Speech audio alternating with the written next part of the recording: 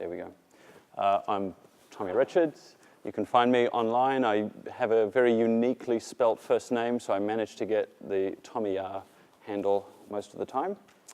I have the excellent good fortune, whoa.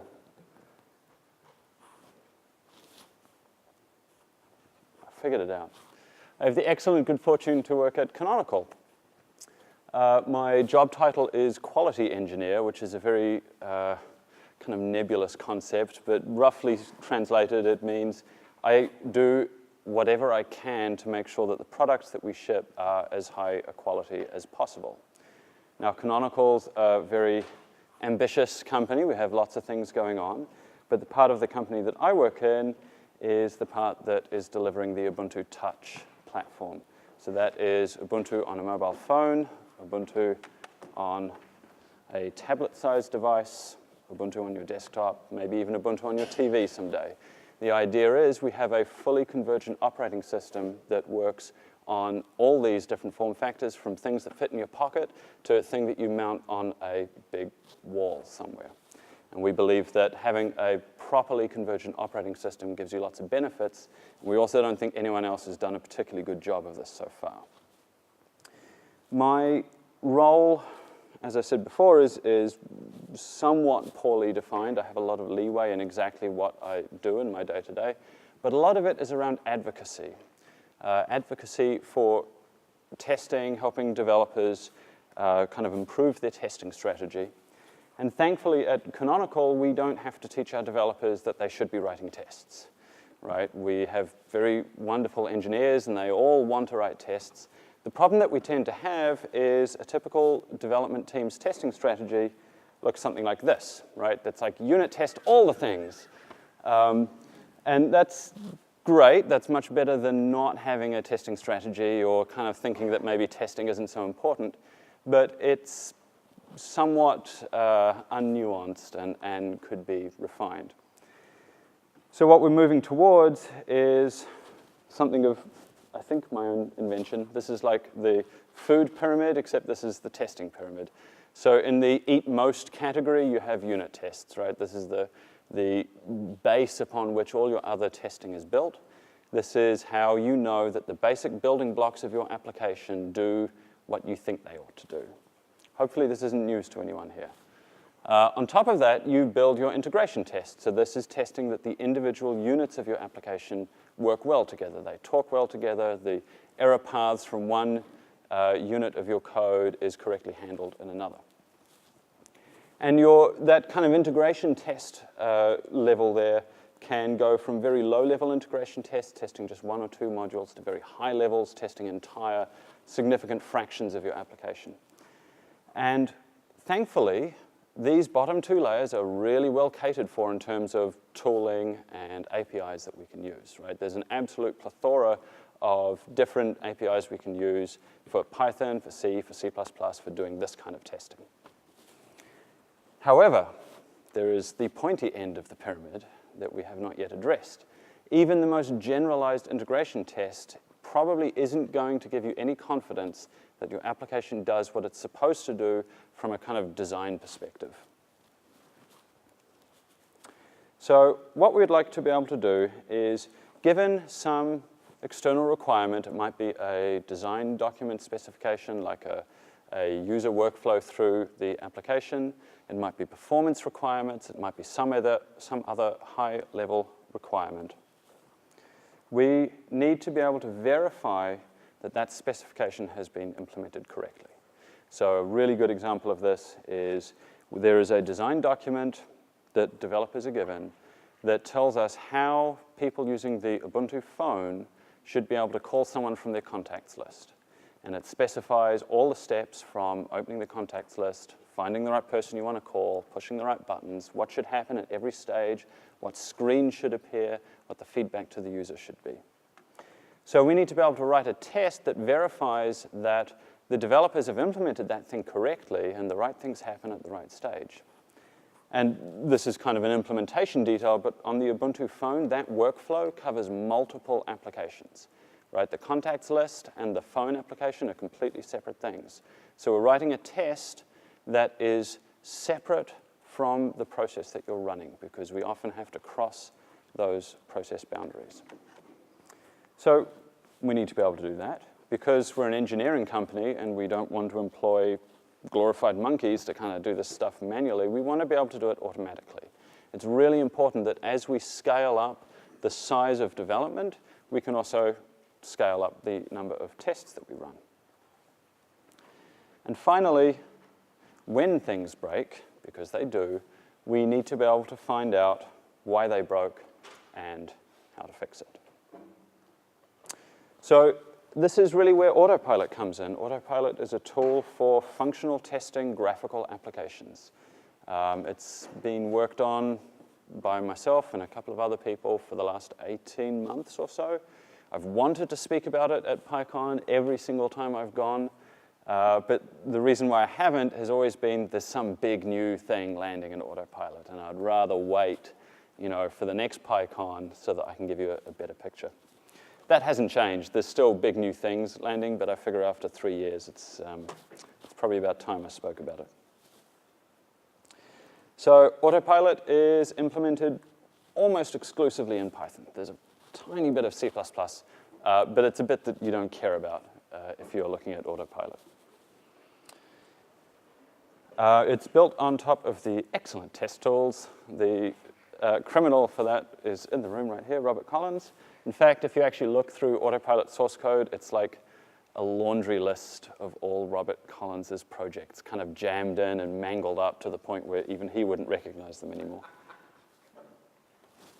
But the salient point here is that if you've ever written any Python unit tests, you almost certainly know how to write an Autopilot test. It'll be very familiar to you. Right now, it's available for Python 2, but as we speak, there emerge proposals to make it compatible with Python 3. Autopilot 1.4 will come out in the next week or so, I hope. After this conference, our team's flying to Boston to basically make this happen. So if it's not out in a couple of weeks, you know something's seriously gone wrong. Right now, it runs on the Ubuntu Desktop and the Ubuntu Touch platforms. There is absolutely no reason why it won't run anywhere where dbus is available. I know for a fact that some of the other Ubuntu flavors are already using it to do similar kinds of things as we are. And in fact, if you wanted to run it somewhere where dbus wasn't available, like a Windows machine, it wouldn't even be that hard. Patch is welcome, right? The kind of UI applications that we support at the moment are Qt 4, Qt 5, GTK 2 and 3. The Qt applications include support for QML, so pretty much all the big applications for the Touch platform are written in QML these days, and we support that transparently. We have also added support for the Unity 7 desktop shell, which is written in something that none of you have ever heard of called Nux, and it's not that much code, right? It's like maybe 200 lines of code. So if you're sitting there thinking, this sounds really interesting, I want to use this for my application, but it's written in, I don't know, WX widgets or whatever, it's actually not that much code to make this happen.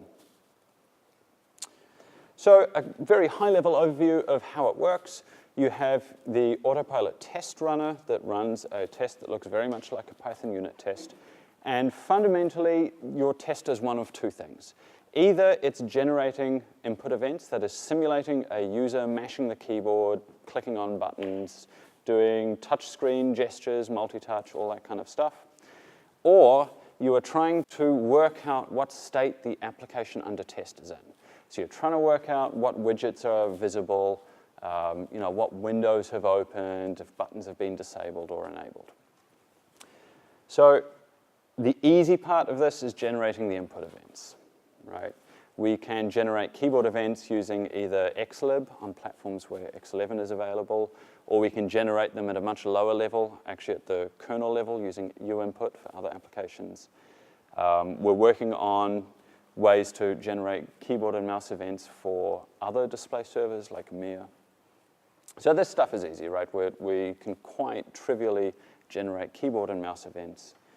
Multi-touch we do as well, gestures, all that sort of stuff. We're working on being able to generate accelerometer events as well. So you can actually write a test case that starts your application in this orientation, and then in your test case, you can kind of programmatically rotate the phone and make sure that the application does the right thing. So does that use robots? No, it doesn't, unfortunately. It fakes the accelerometer input. I wish it did, though. That's a good idea. I'm going to submit a bug. Now, state information, getting what the application has done is a bit more complicated, and this is where the complexity of Autopilot is if you're working on it. So the first thing to realize is that every single UI toolkit I've ever been involved with stores UI widgets in a tree structure, right? This is a pretty obvious thing to do. At the top is probably your main window. Underneath that is, I don't know, the central widget. Underneath that, you might have a splitter. Underneath that, you might have all the various components. Now, we convince the UI toolkit that you're using to load a piece of our code. For both Qt and GTK, we load plugins for the respective toolkit. And that plugin registers on dbus and understands a very simple query protocol that Autopilot talks to it that allows us to grab the state information for any particular piece of the UI that we care about. So the Autopilot test runner can then communicate over dbus, send those queries, grab that state back, and then inside the Python test, we reconstitute that state into an object that looks very much like what the thing was inside your application. So if you're trying to get the state of a push button, for example, in your Python test, you will have an object called push button, and it will have all the attributes that the thing has inside your application. So if the push button is disabled, inside your Python test, you can go mypushbutton.enabled, and it will return you a Boolean called false. Now, the clever part is these proxy objects are updated transparently. So as the application changes state, these proxy objects change state as well. And this is how you write your tests. You grab the proxy objects that you care about. You then write assertions on the attributes of those proxy objects. And that's about it. So there is a problem with this talk, which is that I foolishly thought, I'll talk about Autopilot. I've been doing it for 18 months. It'll be easy. And then while writing these slides, I realized that actually it's incredibly hard to give a realistic example of a functional test, because functional tests are big, complicated things. They typically involve very long test cases that go through whole, design stories. And it's kind of hard to do that with a small enough amount of code that I can show it to you on a slide.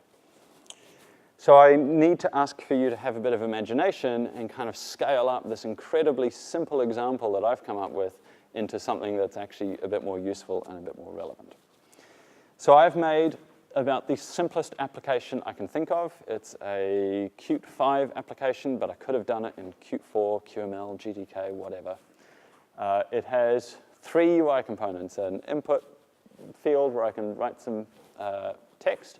It has a button helpfully labeled push me, and it has a read-only label. The idea is when you push the button, whatever you entered into the input field will end up in the label.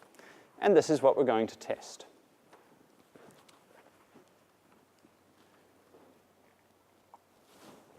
So first of all, the boring code that I have to include for completeness.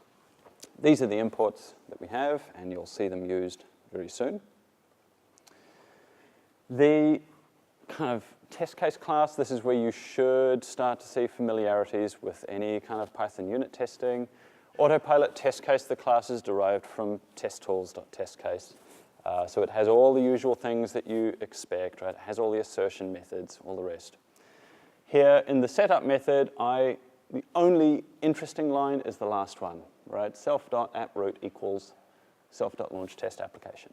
So I'm telling Autopilot, please launch the application that I want to test. I give it a path. I can give it other command line options, whatever I want.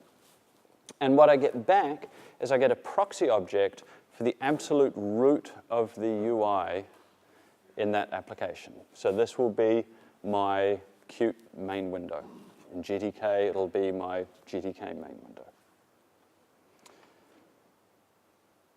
The actual high-level test is pretty simple. There are some methods here that I will define in a second, but I wanted to show you the kind of high-level test first. It's pretty simple. We call a method called focus input area, which is going to move the mouse and click on that input area so that we know that when we start generating keyboard events, the text is going to go to the right place. We then use the keyboard to type some text. We then click the Go button in an incredibly poorly named method. We then get the proxy object for the output area label, because this is the thing that we want to put our assertions on. And then we have an assertion at the end. So we're asserting that the text attribute of that output area proxy object eventually equals hello Kiwi PyCon 2013, which is what we typed in. Right? So if our application is working correctly, that assertion should pass. Right, what's eventually? That's a good question. The problem that you run into often when doing these kinds of tests is that your test code is running in a separate process to the application under test, which means that the kernel scheduler can get in your way, right? I can generate input events, but the application might not have processed those and done whatever it's supposed to do by the time my assertion line happens. So the eventually thing here is a piece of autopilot magic that just makes sure that it takes care of that asynchronicity between the two processes. And it does it, transparently. So we're going to define these methods that are left undefined. This one is focusing the input area. Now, this first line is like the absolute core of an autopilot test. This is how you get a proxy object for a particular piece of your UI. So the first argument is the type of the thing that you want to get. In this case, it's called a QLine edit because this is a Qt application, and that's what the UI is called. If we were testing a GTK application, it would be, I don't know, whatever the GTK equivalent is, GTK line input or whatever. Now, the subsequent keyword arguments are filters that you can apply to that selection. So here we're saying we only want a QLine edit where its object name attribute is equal to name input. You can have as many filters as you want. And then here we're calling a method on the mouse that just says click that object. Here's another one. This is clicking the magic button. Now here I'm showing that you don't actually need to use those filters, right? I happen to know that there's only one Q push button in this application. It's a very simple application. So I'm just saying, give me a Q push button. I know there's only one. I know I'm going to get back the right thing. And then, again, using the mouse to click on the button. And finally, I'm really showing off here, you actually don't even have to specify a type. If you know that you can uniquely grab the object that you want, you can just use the filter arguments. So here I know that there's only one widget in my application that has an object name equal to label, and I'm just passing that. So this entire test is 30 lines of code. They don't quite almost fit on the slide, which is why I've had to break it up. And now, the moment you've all been waiting for, a live demo where it's all going to go horribly wrong.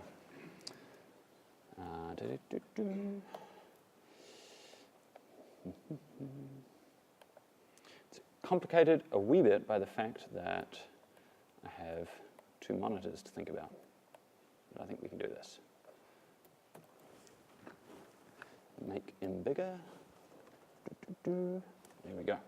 Don't ask me why my laptop is called Perv. So we use the Autopilot test runner. You can use whatever unit test runner you want, but you lose a few features. So I'm just going to list all the tests that I have. And there is exactly one test ID with a very long name. I'm now going to run. Have I typed that right? Yes. I'm now going to run that test. And I had to hack this up a wee bit because by default, the application will open on this screen. So I've put a big 10-second pause at the start of the test so that I can drag the window over so you can actually see it working. Of course, in a real test, you wouldn't care about this.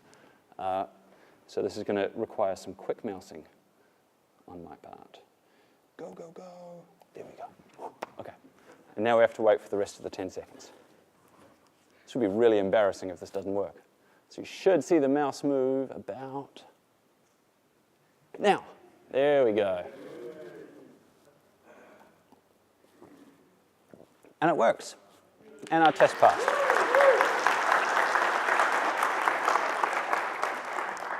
That was the most stressful 2 minutes of my entire life. Right. Okay. Yeah, I probably could have if I had more time. What? Yes, of course I do. Go away. Oh, look. Who wrote this web browser? Is there anyone in the room? No. Okay. Right.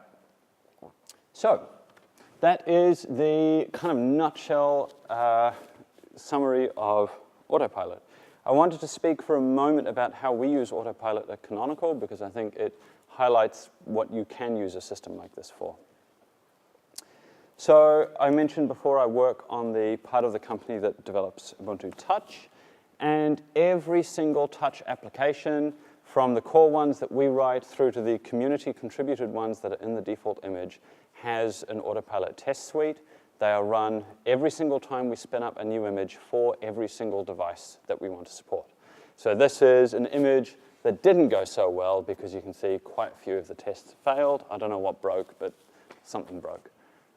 This information is all publicly available. You can go to reports.qa.ubuntu.com and see how we're doing. So this gives us a pretty clear indication of when someone has broken some functionality, or in fact, when someone's landed some functionality that isn't quite up to par.